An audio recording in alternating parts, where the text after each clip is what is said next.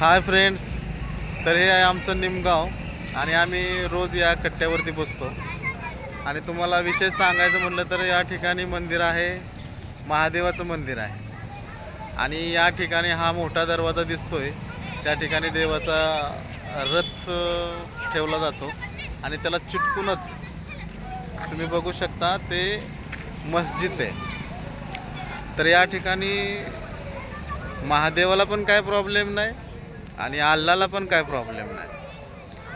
आणि विषय सांगायचं म्हणलं तर या ठिकाणी नमाज पाळण्यासाठी जे लोक येतात, नंतर महादेवाचं दर्शन घेण्यासाठी येतात, त्या दोघांना पण या दोन्ही मंदिराच्या पवित्र जागेमध्ये यावं लागतं आणि त्या दोघांना पण या मंदिरांचं दर्शन होतं.